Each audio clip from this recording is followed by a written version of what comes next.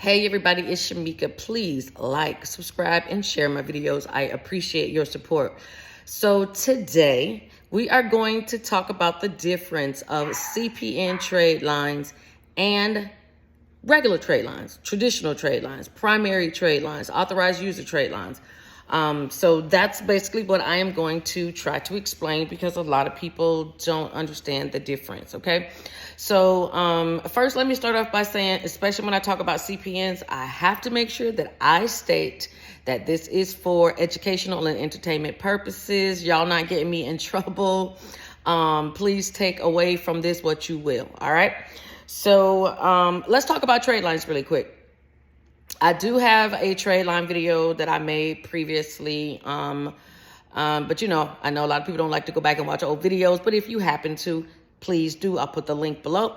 But I'm going to give you a quick rundown of what a trade line is. A trade line is nothing more than information about the line of credit that you have that is currently reporting on your credit report. All right, so if you guys have a credit card, the information that you see on your credit report about that credit card, where it shows the account number, how long you've had it, your monthly payments, that is a trade line, okay? So a trade line could be more than just a credit card. It could also be a car loan. It could be a student loan. Anything that is on your credit, in my opinion, is a trade line, all right? Now, if you see things like collections, those would not necessarily be classified as trade lines because it doesn't give all the information that the other real actual trade lines do, okay? So trade lines would be where it shows at least your full 24 months of history if you've had it that long. Like I said, the account number, blah, blah, blah, all right? Collections are not going to be considered trade lines because they don't show that much information. All right. So it was a trade line at one point when it was there before. When it was good, it was a trade line, but it's not now. All right. So just to give you some clarity on the difference between those two. Now, when it comes to trade lines, there are two types: revolving and installment. Okay. Revolving, that is a credit card where you have a balance, you can charge, use that amount. Once you pay that amount off, that amount now is available for you. So it is revolving, okay? So that means it typically has a never ends, all right? So as long as you have a balance available on your credit card, you will be able to use it. That is a revolving trade line. The other one is an installment trade line. And an installment trade line would be something like your car, your student loans.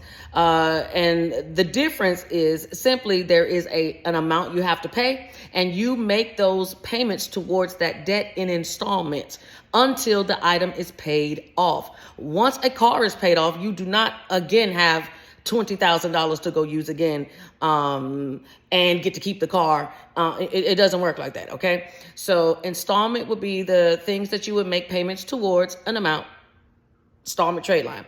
Revolving trade lines, where you would be able to, if you paid off the amount that you owe, you can use that again. So a credit card would be the basic and most easiest one for you to understand, all right? So those are the types of trade lines that can show up on your report.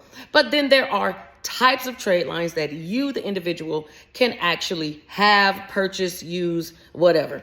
Those would be primary trade lines, authorized user trade lines, and of course, we're talking about here in this video, CPN trade lines. So, and the reason I broke that and made it into 3 instead of just 2 is because CPNs is new to a lot of you guys, but also you will find that there are not a lot of companies that will approve you with a CPN number. All right. So before I get to the CPNs, let's go through the primary user.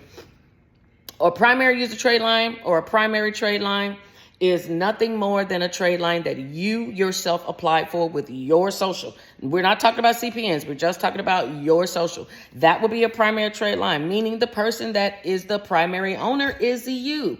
Okay, so that would be a credit card that you apply for with your social. If you get approved, that is a primary trade line. Then we have the authorized users. I'm sure you guys are familiar with authorized users. That is nothing more than when someone else has a primary trade line and then they add you. Okay. Now, authorized users, they also call it piggybacking. That's what we used to call it way back when, but now they try to come up with a fancy word. But it is a tactic that people use to boost their credit scores by simply finding someone who has good credit, meaning a nice, desirable score, somebody that has a credit card that has little to no usage on it. We prefer 30% or less, and someone that trusts you enough to allow you to be added onto their account.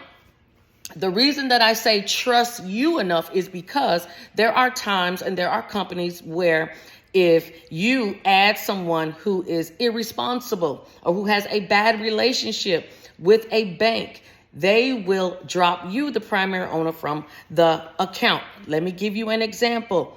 Discover. If you filed a bankruptcy with Discover, say you're the primary owner and you say you're the primary owner and your credit's fine, but you want to help someone rebuild their credit after a bankruptcy, and that individual had a Discover, but they threw it in their bankruptcy, right? Which means they probably did not pay it off.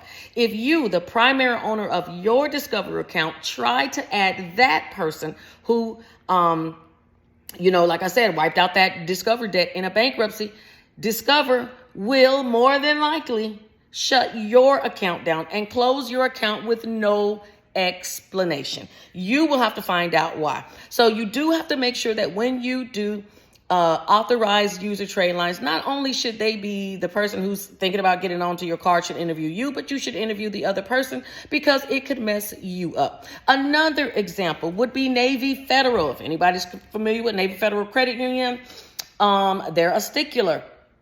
Okay, so you guys know they give out those codes where you can do your referral and add other people so that you can welcome them into the Navy Federal family, and that is all good.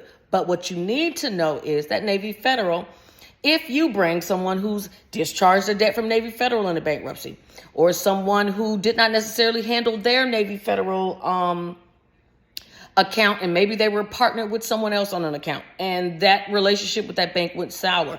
If you try to add that person, Navy Federal will also do the same thing as Discover. They will close your account. Or if you add someone and say they had no problem in the past and they get with Navy Federal and then all of a sudden life goes crazy and they can't handle paying their credit card, or they do wrong with the bank account, Navy Federal punishes you, the person that brought them into the family. So please, please, please know that guilty by association works in the credit card industry as well. So make sure that if you are going to do the authorized user process, both people are interviewing each other to make sure that, hey, if I sign on to your card, I don't need you charging up this credit card and increasing the utilization, because now you're going to affect my score. You're going to affect your score, but you're going to also affect mine, and vice versa. Hey, if I add you to this Navy Federal, give you access to a bank account, I need you not to go overdraft crazy and then turn around and then end up owing Navy Federal, and neither one of us now can have a bank account. Okay, so please be mindful when you do things like that with these accounts that require referrals or they have a tight-knit membership. Even USAA, you have to be careful. They will shut you off. Why? Because there's so much damn fraud that these banks are afraid that you, who is maybe just trying to be nice, you may bring your whole family. Next thing you know, they done messed up with the bank and the bank has taken a loss, and they would rather say goodbye to you and your people that you brought than to continue to let you rob or make them lose money. Okay, so please be mindful of that. All right, so that is your primary trade line. That is your authorized user trade line. I hope I taught you guys something new in there. Something else you guys need to know, and that is CPN trade lines, and why I made this video separate from the other videos, simply because CPN trade lines are not always accepted or welcomed by banks. Okay, now remember guys, CPNs are basically, especially now, are basically just made up numbers that individuals verify to see that nobody used, nobody's dead with that number. And then they go and try their luck to start getting a credit. That's one way of CPNs. If you have not watched my CPN videos, please go back and watch them so that you can understand how the CPN number is actually developed, okay? Before you even get to this part, because you can develop CPN trade lines in a myriad of ways. There's that old school way, where, and like I said, and that is my first video. I do have a link to a book that actually will walk you through it and show you how to make it the old school way. That way it can work for some. It's kind of gone out of style now. If you watch my, third CPN video, excuse me, let me back that up. So I got 3 so far. But watch the second video to learn how to set up the old school numbers, the old school way of setting up a CPN. And then my third CPN video shows you or tells you how individuals make them the new way, either by stealing that information from young adults, okay, newborns, children, individuals who won't tap into or touch their credit until they're 18, and or you can just create random numbers, okay? Basically using a random number generator, and again, vetting that number to make sure that nobody has it. All right. So those are ways that individuals can create the CPN. So after you have this CPN created, you've checked and you've verified nobody has that number. Nobody died with that number. And even if somebody has it, if they're under 18 and you still choose to use it, what you end up doing next is what actually makes you have a credit score, okay? You are going to start applying for credit. You can use pre-qualification links. I actually don't think that's a bad idea for individuals to try pre-qualification to see if they're even going to get approved. But you will find with a brand new number, a lot of times you're going to get rejected a lot. So if you don't want to use pre-qualification links, you don't have to. You can actually just apply normally like you would a regular credit application, right? But what happens is, and this is the difference between the two, pre-qualification links do not pull an inquiry. It is just a soft inquiry where they will pull your credit in the background. It takes no points away from you. It takes no hit to your credit, and you will find out if you have a chance to be approved. If you do it the traditional way, you will get a hard inquiry. Some people want that hard inquiry because anything that will stick to that number is what you want, because it is a part of making that number real, making that number stick, making that number actually becoming your new social so that you can get credit. So you can really choose to do either. If I had to make a suggestion, I would probably tell you to do it the good old-fashioned way. And get that hard inquiry. The more, if you can get inquiries to stick, that is the start of building the number, which is ultimately what you guys want to do anyway, right? So, so say you got an inquiry, but you cannot get approved because they don't like that number. Well, let me tell you what you can do. You can go to trade line companies, and I'm actually going to put my link below to Tradelines Supply. Tradelines Supply is a company that I actually work with. So if you guys are interested in looking at CPN approved trade lines, you can actually hit my link below, and it will take you to a list of credit cards that are available and waiting for individuals like you that have that number. And all you're waiting to do is actually start to build credit. You can do that with CPN friendly trade lines. I would tell you, absolutely do not waste your money buying a trade line unless it specifically says it can be used on CPN numbers. If you don't, you are going to waste your time and your money. And a lot of these companies aren't going to do refunds. So I would tell you to do your own due diligence, do your own research. But Tradeline Supply is one company that I have seen for years consistently, that I've been on YouTube, have always advertised that they have CPN friendly trade lines. Okay. So again, guys, I am bringing this to you just so that you can have information. I am not down with individuals using CPNs for anything nefarious, anything illegal. But since it is something that people are doing and people are going to do anyway, if there's information that I find and I want to make a video to regurgitate to educate you, then that's exactly what I'm going to do. Okay.